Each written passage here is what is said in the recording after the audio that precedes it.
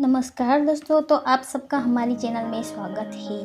तो आज हम एक नया टॉपिक लेके आ गए हैं कि इनकम टैक्स के हिसाब से आप साल भर में कितना कैश डिपॉजिट कर सकते हैं जिससे आपको इनकम टैक्स की नोटिस ना आ सके। यानी कि आप बैंक में कितना कैश डिपॉजिट कर सकते हैं। और दूसरे कैश ट्रांजैक्शन के बारे में भी हम बात करने वाले हैं कि अगर आपने कुछ कैश ट्रांजैक्शन इस तरीके से किए हैं तो आपको इनकम टैक्स का नोटिस आ सकता है। तो अगर आपने अभी तक हमारी चैनल को सब्सक्राइब नहीं किया है तो सब्सक्राइब कर दीजिए ताकि आने वाली वीडियो का नोटिफिकेशन आपको मिलता रहे और ऐसे ही इनकम टैक्स की जानकारी आपको मिलती रहे। तो सबसे पहले आती है कैश डिपॉजिट लिमिट।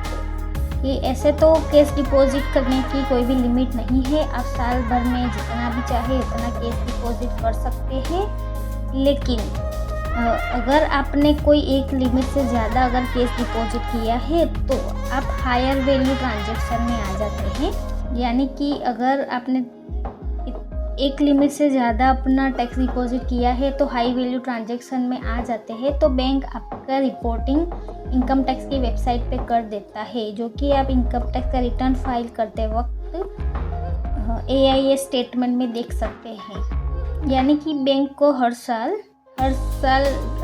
हर एक पर्सन का रिपोर्टिंग इनकम टैक्स की वेबसाइट पे करना होता है।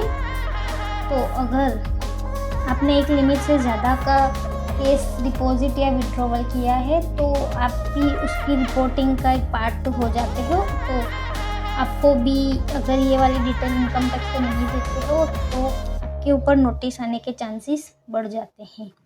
तो सबसे पहले हम देखते हैं कैश डिपॉजिट की लिमिट क्या है। तो सेविंग अकाउंट में आप साल भर में 10 लाख तक का कैश डिपॉजिट कर सकते हैं, चाहे वो सेविंग अकाउंट हो, जॉइंट अकाउंट हो या FD हो। अगर आपने 10 लाख का कैश ट्रांजैक्शन किया है तो आप मेरी बात ये ध्यान रखना कि मैंने यहाँ कैश वर्ड का यूज़ किया है। यानी कि बैंक थ्रू तो आप कितना भी ट्रांजैक्शन कर सकते हैं, लेकिन कैश से आपने 10 लाख की FD करवा दी या सेविंग अकाउंट में 10 लाख डिपॉजिट कराया है, यानी कि एक बार ही कराया हो या साल भर में कराया हो, तो आप हायर वैल्यू ट्रांजैक्शन में आ जाते हैं। तो यहाँ पर आप देख सकते हैं मैंने लिखा है कि फाइनेंशियल ईयर, यानी कि 1 अप्रैल से 31 मार्च का जो फाइनेंशियल ईयर होता है उस बीच में। यानी कि ऐसा नहीं है कि आप 10 लाख एक बारी में जमा करेंगे तो आपको नोटिस आने का चांसेस है। लेकिन अगर आप साल भर में भी 2-2 लाख करके भी जमा करा के 10 लाख की लिमिट एग्रीगेटेड पूरी करते हैं तो आपको हायर वैल्यू ट्रांजैक्शन में रिपोर्टिंग कर दिया जाएगा। ओके, तो ये तो सेविंग अकाउंट का लिमिट था। करंट अकाउंट में ये लिमिट 50 लाख रुपए का है। यानी कि आपका जो बिजनेस अकाउंट होता है करंट अकाउंट, उसमें अगर आप 50 लाख से ज़्यादा का कैश डिपॉजिट कराते हो बैंक में तो आपको हायर वैल्यू ट्रांजैक्शन में ले लिया जाता है। Payment of credit card bill, अगर आप कैश में 1 लाख एक टाइम पे या तो 10 लाख से ज़्यादा का पेमेंट करते हैं क्रेडिट कार्ड में तो भी आपको इनकम टैक्स का नोटिस आने का चांसेस बढ़ जाता है। अगर आप कोई प्रॉपर्टी परचेज करते हो, हाउस प्रॉपर्टी या किसी भी प्रकार की प्रॉपर्टी, तो आपने अगर 30 लाख से ज़्यादा का कैश में ट्रांजैक्शन किया है प्रॉपर्टी लेन देन में तो भी आपको ये हायर वैल्यू ट्रांजैक्शन में लिया जाता है। अगर आपने शेयर, बॉन्ड, म्यूचुअल फंड या डिबेंचर में कैश में 10 लाख रुपए तक का परचेज या ट्रांजैक्शन किया है तब भी आपको नोटिस आने का चांसेस बढ़ जाता है। ज़रूरी नहीं है कि अगर आपने इतना ट्रांजैक्शन किया है तो आपको नोटिस आएगा। अगर आप ITR सही से फाइल करते हो और सही से रिपोर्टिंग करते हो अपनी इनकम की तो आपको नोटिस नहीं भी आ सकता है। लेकिन ये जो लिमिट होती है तो ये सारी की सारी लिमिट आपके एनुअल स्टेटमेंट में आ जाती है। यानी कि सरकार के पास आपकी ये वाली डिटेल चली जाती है। आप एक दिन में या तो कोई किसी भी इंसान से 20,000 से ज़्यादा का केस नहीं ले सकते हैं, या तो किसी लोन के रूप में या तो इमूवेबल प्रॉपर्टी के लिए। तो ये लिमिट भी आपको ध्यान रखनी है कि 20,000 का लोन आप नहीं ले सकते हैं। अगर आप कोई बिज़नेस करते हो और 10,000 का ज़्यादा का खर्चा कैश में करते हो, तो ये जो एक्सपेंस है वो आपका डिसअलाउ किया जाएगा और इसको आपकी इनकम में ऐड करके आपको टैक्स देना हो सकता है। तो आपने देखा होगा कि अगर आप टैक्स ऑडिट के दायरे में आते हो तो सीए जो होते हैं वो फर्स्टली यही चीज़ देखते हैं कि आपने 10,000 से ज़्यादा का कोई केस ट्रांजेक्शन तो नहीं किया है ना। तो अगर आप 10,000 या 10,000 से ज़्यादा का केस ट्रांजेक्शन यानी कि कोई खर्चा पेमेंट करते हो बिजनेस में, तो आपको 100% वो इनकम के तौर पे माना जाएगा और आपको वो इनकम में जोड़ के आपको उसका टैक्स देना पड़ सकता है। तो यहाँ पर मैंने लिखा है कि टैक्सेबल इनकम में जोड़ दिया जाएगा। तो मान लीजिए कि अगर आपने कोई ऐसा खर्चा किया है 10,000 से ज़्यादा वाला, जैसे कि आपने मेडिकल का पेमेंट 10,000 का कैश में कर दिया। अगर आपका एक डॉक्टर है और मेडिसिन ली है जो आपका गुड्स हो सकता है, तो ये 10,000 का खर्चा आपको डिसअलाउ हो जाएगा।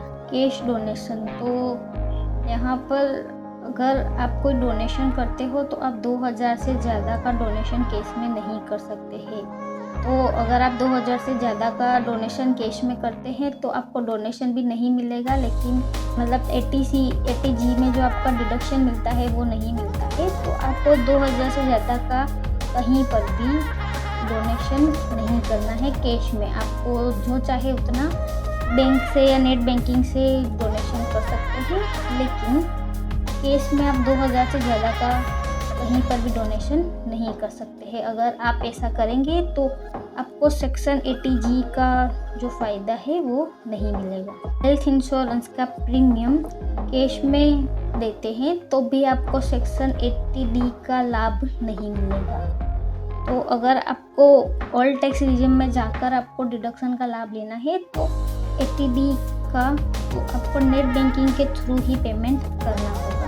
और दूसरा एक रूल है कि कोई भी पर्सन एक दिन में या अग्रीगेटेड यानी कि एक साथ 2 लाख रुपए का पेमेंट नहीं ले सकता है। तो आप देख सकते हैं कि अगर आप कहीं पे गोल्ड लेने जाते हो तो आपको वहाँ पे एक साथ 2 लाख का पेमेंट करने को नहीं मिलता है, वो भी कैश के थ्रू। तो कोई भी पर्सन 2 लाख का पेमेंट एक्सेप्ट नहीं कर सकता है, या तो सिंगल ट्रांजैक्शन हो या थोड़ा थोड़ा करके हो, लेकिन वो 2 लाख का पेमेंट एक दिन में नहीं ले सकता है। कि अगर एक लिमिट से ज़्यादा आप बैंक से कैश विड्रॉल करते हो तो आपको TDS देना होता है।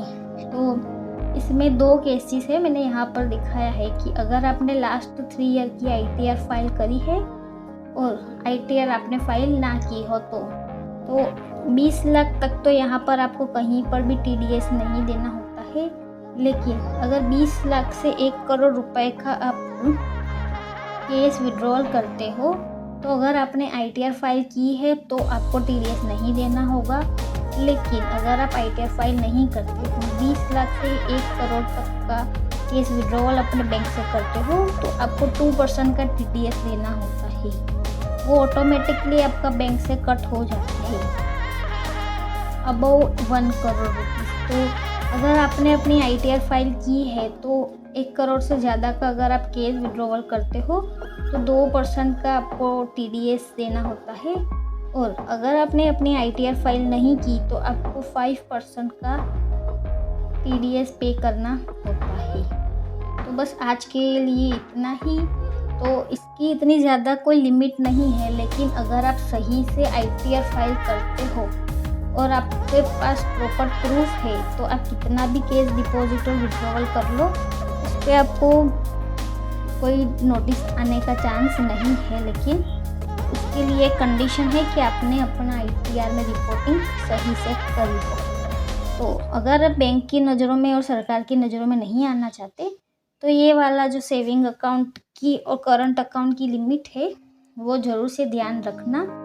तो आप बैंक की नज़रों में भी रिपोर्टिंग नहीं हो सकते हैं और सरकार में भी नहीं देख सकते हैं। और अभी आप देख सकते हैं कि इनकम टैक्स की वेबसाइट पे AIS और TIS आ गया है, जिससे आपकी सारी की सारी इनकम सरकार के पास पहले से होती ही है कि आपने साल भर में कितना कमाया है, कहाँ से कमाया है। तो आज के लिए बस इतना ही। अगर आपको हमारी कोई सर्विस चाहिए तो आप हमें कांटेक्ट कर सकते हैं, और अगर आपको कोई सवाल है तो आप कमेंट में पूछ सकते हैं।